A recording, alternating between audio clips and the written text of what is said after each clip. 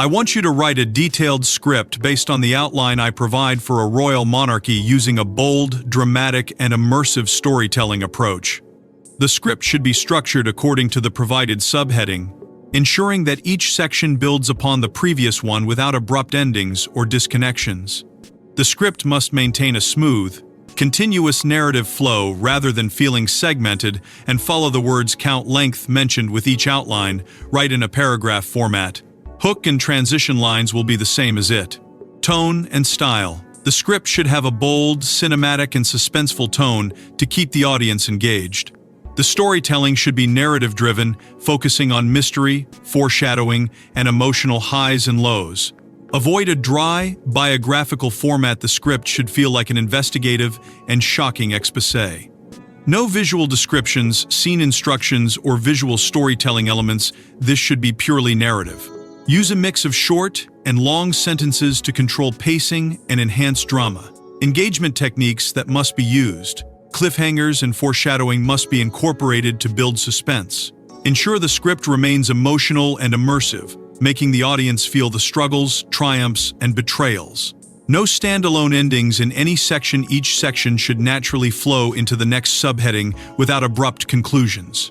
Use bold and dramatic phrasing to emphasize key moments, struggles, and turning points. Highlight the contrast between success and suffering, making the story compelling.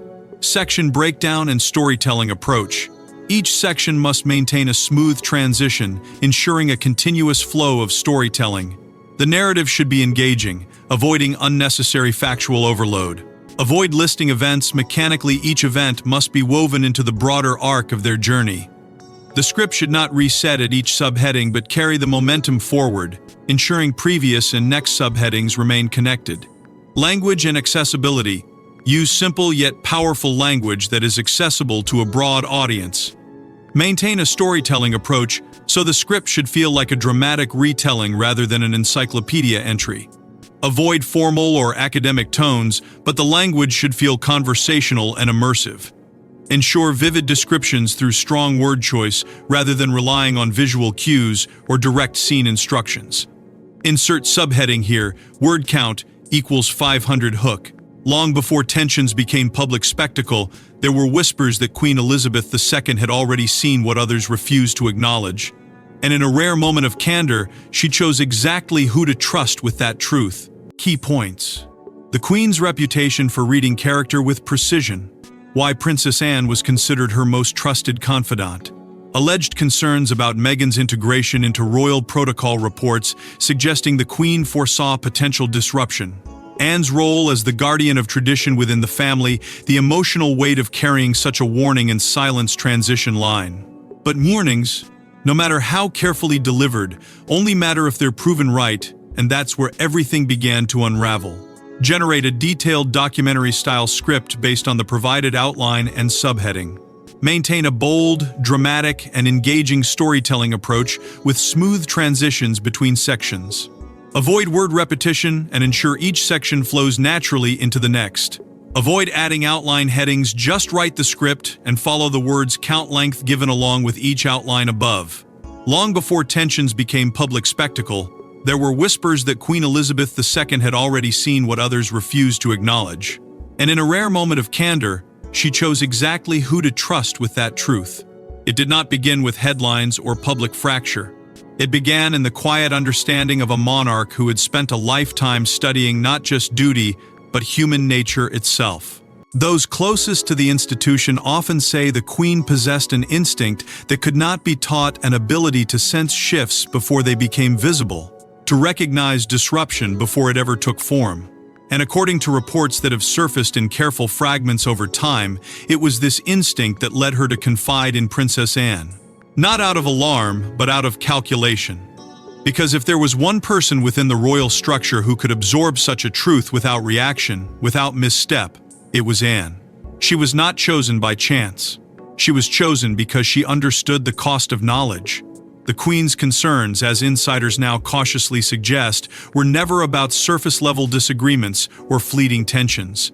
They were rooted in something deeper, something tied to the delicate balance between personal identity and institutional expectation. Meghan Markle's arrival into the royal fold brought energy, attention, and undeniable change. But change, within a system built on centuries of continuity, is never neutral. It is either absorbed or resisted, and it seems the Queen, with her unparalleled experience, was already questioning which path this change would take. Those familiar with the inner workings of the monarchy whisper that she saw potential friction not in isolated actions, but in alignment, or rather, the lack of it. The question was never whether Meghan could adapt. The question was whether the institution itself could withstand the force of that adaptation without losing something essential. And this is where Princess Anne's role becomes impossible to ignore. Known widely as the guardian of tradition, she was not someone who responded to speculation or emotion. She responded to structure, to duty, to preservation. When the Queen spoke, Anne listened not as a daughter, but as a custodian of something far greater than either of them. Reports suggest that she carried those words quietly, never allowing them to surface, never allowing them to influence her publicly. But silence does not mean absence. It means containment. And within that containment, something powerful was forming. Because to carry a warning from a monarch like Elizabeth II is not just a responsibility, it is a burden. A burden that demands patience, discipline, and above all, restraint. What makes this moment so striking in retrospect is not just the warning itself, but the emotional weight attached to it. The Queen was not a woman given to unnecessary concern. For her to raise even a quiet question meant something had already taken root in her mind. And Anne, perhaps more than anyone, understood the gravity of that. She did not challenge it. She did not dismiss it. She accepted it. And in doing so, she positioned herself as both witness and protector of a truth that could not yet be revealed. That is what makes this revelation so compelling now. Because it suggests that long before the world began to question, the monarchy itself had already begun to prepare. But warnings, no matter how carefully delivered, only matter if they're proven right, and that's where everything began to unravel. At first, the signs were subtle, almost easy to dismiss. But inside palace walls, patterns began forming, and those who had heard the Queen's warning started connecting the dots. It never arrived as a single moment of rupture. There was no clear beginning, no undeniable flashpoint that forced immediate attention. Instead, it unfolded quietly, in fragments, small disruptions that, on their own, could be explained away, but together began to suggest something far more significant. Reports suggest that early tensions between Meghan Markle and senior royal staff were among the first indicators. Nothing explosive, nothing that would warrant public concern, but enough to unsettle those accustomed to the precise rhythm of royal protocol. Those familiar with palace operations often describe it as a system built not on flexibility, but on consistency. And when that consistency is challenged, even in minor ways, it does not go unnoticed. Insiders whisper that there were disagreements, quiet, controlled, but persistent over expectations that had long been considered non-negotiable. Protocol was not simply tradition, it was structure, a framework designed to maintain order within an institution that could not afford unpredictability. And yet, reports suggest that these expectations were not always met in the way they had been for generations. For some, this was seen as modernization, a shift toward a more contemporary approach. But for others, particularly those who had spent their lives preserving the monarchy's foundations, it felt like something else entirely. A deviation, a disruption. And for those who had already heard the concerns once voiced by Queen Elizabeth II, these moments carried a different weight. They were not isolated, they were connected. The divide, at first invisible, began to take shape in ways that could no longer be ignored. Relationships within the senior ranks of the royal family reportedly grew strained. Conversations became more measured, more cautious. Those who had once operated within a shared understanding of duty now found themselves navigating an evolving dynamic that did not always align with that tradition. And at the center of it all stood Princess Anne, not intervening, not reacting, but observing with a clarity that only comes from having seen the pattern before it fully emerged. Reports suggest that Anne's role during this period was not to challenge what was happening, but to assess it, to measure each development against the warning she had carried in silence. And with every new report, every quiet disagreement, that warning began to feel less like caution and more like inevitability. Behind closed doors, discussions reportedly intensified. What had once been minor concerns began to evolve into structured conversations about stability, about continuity, about the long-term implications of what was unfolding. Palace aides, bound by discretion, maintained their silence publicly, but insiders claimed that internally, the tone had shifted. The question was no longer whether there was tension. It was how far it might go. And as these internal conversations grew more serious, the outside world began to sense it as well. Media narratives, once overwhelmingly positive, started to change. Subtle at first, carefully worded articles, cautious speculation, but enough to signal that something within the monarchy was shifting.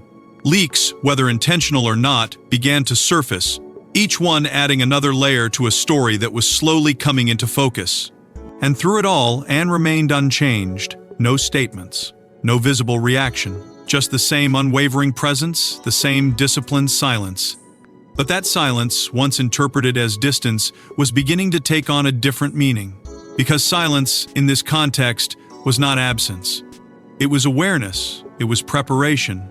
And for those paying close attention, it became clear that Anne was not waiting for clarity, she already had it.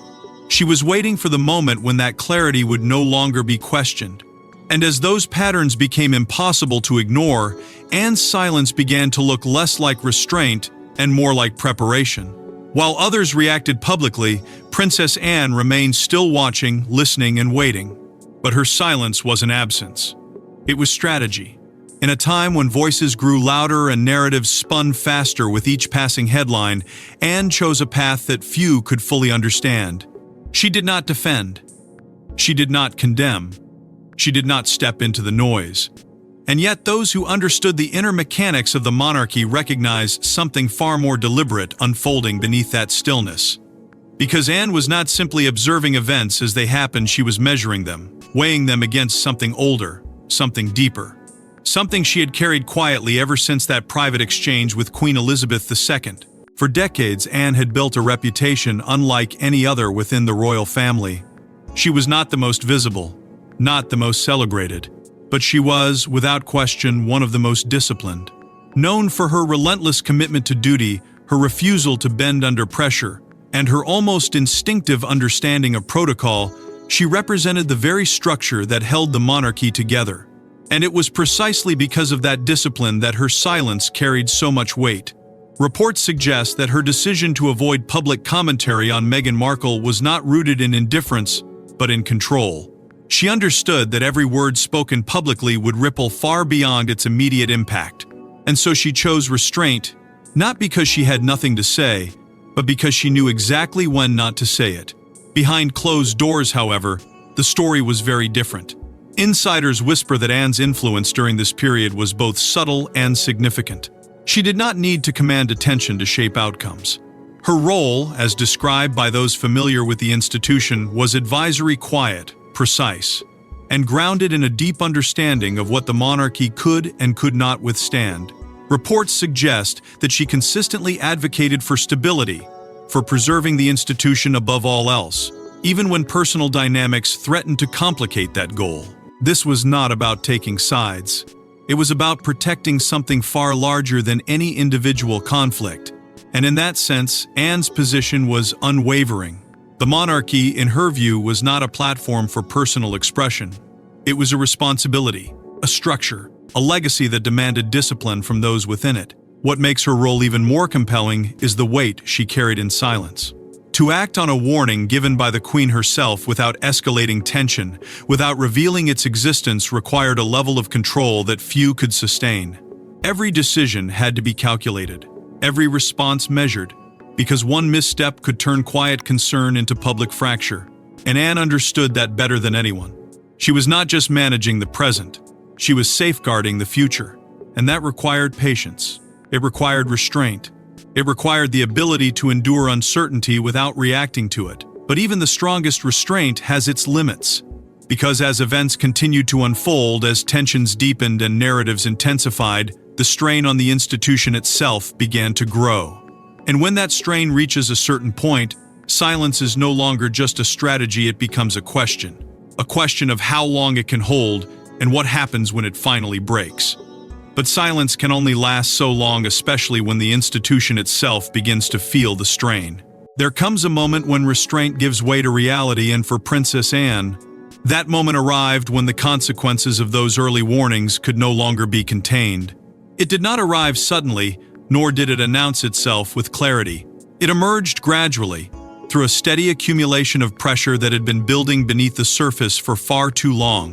What had once been dismissed as manageable tension began to take on a different shape, one that could no longer be absorbed quietly. Reports suggest that the escalation of public controversies involving Meghan Markle and Prince Harry marked a turning point, not just in public perception, but within the monarchy itself, because what was unfolding was no longer contained within private discussions or controlled narratives. It had become visible, and once something becomes visible at that scale, it demands response. The strain on the monarchy's public image was undeniable. For an institution built on stability, continuity, and carefully maintained trust, the growing sense of unpredictability created a level of tension that could not simply be ignored. Reports suggest that internal reassessments began to take shape within the royal household's structured, deliberate conversations about what needed to change, what needed to be reinforced, and what could no longer be left unaddressed. These were not emotional reactions. They were calculated responses to a shifting reality.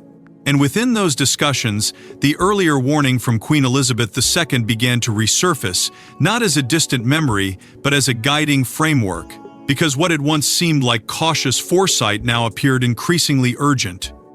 For Anne, this shift marked the beginning of a new phase one where observation was no longer enough. Her involvement, once subtle and largely unseen, began to deepen.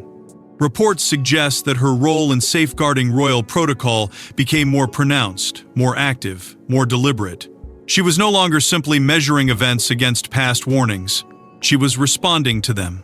Not publicly, not dramatically, but with a precision that reflected her understanding of the institution she had spent her life protecting. Because Anne does not act impulsively. She acts when the structure itself demands it. And by this point, that structure was beginning to show signs of strain that could not be ignored. What makes this moment so significant is not just the escalation itself, but the shift in how it was perceived internally. What had once been viewed as personal conflict was now being understood as something broader, something institutional. Reports suggest that the focus began to move away from individual dynamics and toward the preservation of the monarchy as a whole. And in that shift, Anne's role became even more critical. She was not acting against anyone. She was acting for something, for continuity, for stability, for the legacy that had been entrusted to her generation to protect. And in doing so, she was carrying forward the weight of the Queen's earlier warning, now transformed into something far more immediate. Because warnings only matter when they intersect with reality. And when that intersection occurs, the question is no longer whether action is necessary. It is how that action is taken, and who is willing to take it. For Anne, the answer was never uncertain. She had been preparing for this moment long before it arrived, and now that it had, there was no room left for hesitation. Only clarity, only purpose. Only the quiet, controlled execution of what needed to be done to preserve the institution she had always placed above everything else. And as the monarchy moved to protect itself, Anne's role transformed from observer to enforcer. In times of uncertainty, the monarchy turns not to its loudest voices, but to its most steadfast guardians. And Princess Anne stood firmly at the center of that defense. By the time the strain had reached its peak, the institution no longer had the luxury of hesitation. It required clarity. And above all, it required those who understood that the monarchy was not shaped by personal narratives, but by an unbroken chain of duty. Reports suggest that this was the moment when Anne's role began to expand beyond quiet influence into something more structured, more coordinated. Because preservation at this level is never a solo effort. It is a collective response built on trust, discipline, and a shared understanding of what must be protected at all costs. It is within this framework that Anne's collaboration with Prince William began to take on greater significance. Those familiar with the evolving dynamics of the royal household suggest that William, as the future of the monarchy, and Anne, as one of its most experienced guardians, formed a natural alignment, not through dramatic declarations, but through shared intent. Both understood that the institution could not afford to drift. It had to be anchored. Reports indicate that discussions during this period were not centered on personalities, but on principles on reinforcing the structure that had defined the monarchy for generations. Protocol was not simply revisited, it was reaffirmed. Expectations were not adjusted, they were clarified. Because in moments of uncertainty, ambiguity becomes the greatest risk, and eliminating that ambiguity became a priority. This is where the concept of duty over personal narrative began to assert itself more clearly than ever before. For decades, the monarchy had operated on an implicit understanding that individual identity would always exist within the boundaries of institutional responsibility. But as those boundaries were tested, the response became more defined. Reports suggest that a deliberate effort was made to recenter the monarchy around its core values: service, continuity, and restraint. Not as a reaction to any one event, but as a reaffirmation of what the institution represents. And in that process, Anne's influence was unmistakable. She did not need to lead publicly to shape direction. Her presence alone, grounded, consistent, unwavering, acted as a stabilizing force. Institutional measures, though rarely visible to the public, began to take effect. These were not dramatic shifts, but calculated adjustments designed to restore balance. Roles were clarified, expectations reinforced. The internal framework tightened in ways that ensured consistency moving forward. Reports suggest that these changes were not about exclusion, but about preservation, about ensuring that the monarchy remained aligned with the principles that had sustained it through far more turbulent moments in history. And gradually, the impact of these measures began to reflect outward. Public perception, once uncertain, started to shift. Attention moved toward what many began to describe as the core royals, those who embodied the continuity and discipline that the institution relied upon. At the heart of it all remained the enduring influence of Queen Elizabeth II. Even after her passing, her legacy continued to shape decisions in ways that were both subtle and profound. Reports suggest that her earlier warning, once confined to a private moment, had now become part of a broader understanding, one that guided the actions of those entrusted with carrying her legacy forward. For Anne, this was not just about responding to the present. It was about honoring that legacy in the most fundamental way possible, by protecting the institution it was built to sustain. But even as stability returned, the question lingered: had the Queen's warning changed everything from the very beginning? Looking back, the pieces seemed to align almost too perfectly, as if the Queen had already seen the ending long before the story truly began. It is a realization that arrives slowly, almost reluctantly, as past moments begin to take on new meaning under the weight of what has unfolded. What once felt like isolated tensions now appear connected, threaded together by a quiet foresight that was never meant to be public. Reports suggest that within the royal household, there has been a subtle but unmistakable re-examination of events, conversations revisited, decisions reconsidered, and moments once dismissed now viewed through a very different lens. And at the center of that reflection stands the memory of Queen Elizabeth II, whose alleged warning, once confined to a private exchange, now feels almost prophetic in its precision. Media narratives, too, have begun to shift in response to this growing sense of inevitability. What was once framed as a series of unpredictable developments is increasingly being described as something foreseen, something anticipated long before it reached public awareness. Reports suggest that commentators and royal observers are now revisiting earlier signals, subtle tensions, quiet disagreements, carefully managed responses, and asking a question that lingers beneath it all. Was this always going to happen? And if so, who knew? The answer, more often than not, circles back to Princess Anne. Because in a landscape filled with reaction and speculation, her silence has begun to carry a different kind of authority. It is no longer seen as distance or detachment, but as evidence of understanding. A sign that she was not caught off guard, but instead was waiting for events to confirm what she had already been told. That long silence has, in many ways, become one of the most compelling elements of this entire narrative. For years, Anne said nothing. She offered no commentary, no public alignment, no visible reaction to the tensions that were slowly emerging. And now, that restraint is being interpreted not as absence, but as credibility. Because silence, when maintained over time, suggests discipline. It suggests control.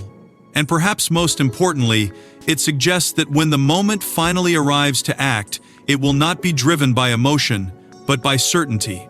Reports suggest that this is precisely how Anne's role is now being understood, not as reactive, but as prepared.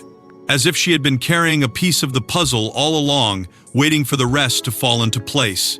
But hindsight, as powerful as it may be, is never without its complications. Because while it can bring clarity, it can also reshape perception in ways that are not always precise. The ongoing debates surrounding Meghan Markle's intentions reflect this complexity. Some narratives frame her actions as misunderstood, as part of a broader struggle to redefine her role within an institution resistant to change. Others interpret the same actions as evidence of a deeper misalignment with the monarchy's expectations. Reports suggest that these competing interpretations continue to evolve, shaped not just by facts, but by perspective. And within that evolving landscape, the Queen's alleged warning takes on different meanings depending on who is interpreting it. What remains undeniable, however, is the monarchy's ability to adapt under pressure. History has shown that it is not immune to challenge, but it is remarkably resilient in response to it. Reports suggest that this resilience is not accidental, it is the result of a structure designed to absorb disruption while maintaining continuity. And figures like Anne play a crucial role in that process, ensuring that adaptation does not come at the cost of identity. Because adaptation within the monarchy is never about abandoning tradition. It is about reinforcing it in a way that allows it to endure. And yet, even with clarity, the deeper implications of that warning continue to unfold. In the end, it wasn't the loudest voices that shaped the outcome, it was the quiet truths, carried for years, finally coming to light. What once felt like scattered moments, subtle tensions, careful silences, restrained responses now reveals itself as something far more deliberate. A pattern, a design, and at the center of it all stands Princess Anne, whose legacy, shaped not by spectacle but by discipline, has come to define this entire chapter in ways few could have anticipated. Because Anne was never meant to be the voice that dominated the narrative. She was meant to be the force that steadied it. The one who ensured that when everything else shifted, the core remained unbroken. Reports suggest that her role throughout this unfolding story was not reactive, but protective, rooted in a lifelong commitment to preserving the monarchy not as it appears, but as it endures. That endurance, however, cannot be understood without acknowledging the lasting influence of Queen Elizabeth II. Even in absence, her presence continues to shape the decisions that define the institution she led for decades. The judgment she carried, the instincts she trusted, and the warnings she shared in confidence have now taken on a significance that extends far beyond their original moment. What was once a private concern has evolved into a guiding principle, one that those entrusted with the monarchy's future have had to interpret, apply, and ultimately act upon. Reports suggest that this is what sets the monarchy apart from any single narrative. It is not driven by immediate reaction, but by accumulated wisdom. And that wisdom, passed quietly from one generation to the next, has proven to be its greatest strength. At the heart of this entire story lies a tension that is not new, but has never been more visible: the balance between personal freedom and institutional duty. The monarchy, by its very nature, demands a level of restraint that often stands in contrast to the expectations of the modern world. And within that contrast, conflicts are inevitable. Reports suggest that the unfolding tensions surrounding Meghan Markle have brought this balance into sharper focus than ever before. Because the question is no longer abstract, it is immediate. How does an institution built on continuity adapt to individual expression without compromising the very structure that sustains it? And perhaps more importantly, who determines where that line is drawn? For Anne, the answer has always been clear. The institution comes first. Not out of resistance to change, but out of an understanding that without that foundation, nothing else can stand. What has emerged from this period is not just a series of events, but a set of lessons about resilience, about restraint, and about the quiet strength required to navigate uncertainty without losing direction. Reports suggest that the monarchy has not simply endured these challenges, but has adapted through them, reinforcing its core while allowing its outer layers to evolve. And within that process, figures like Anne have played a critical role, ensuring that adaptation does not become erosion. Because change, when not guided carefully, can dismantle as easily as it can renew. And the monarchy, perhaps more than any institution, understands the cost of losing its center. What remains in the end is the lasting impact of a warning that was never meant to be public. A warning that lived in silence, carried quietly until the moment it could no longer be ignored. It did not demand attention. It did not seek validation. It simply waited. And when the time came, it revealed itself not as speculation but as clarity. Reports suggest that this is the true power of foresight within the monarchy, not in preventing change, but in preparing for it. And as the House of Windsor continues to move forward, that preparation will remain its greatest safeguard. Because in a world defined by immediacy, the monarchy endures by understanding something far more enduring. That time, not noise, is what ultimately reveals the truth. Because in the House of Windsor, the most powerful revelations are never shouted, they are revealed, slowly, through time. Thanks for watching. Please don't forget to like and subscribe, and we will see you in the next one.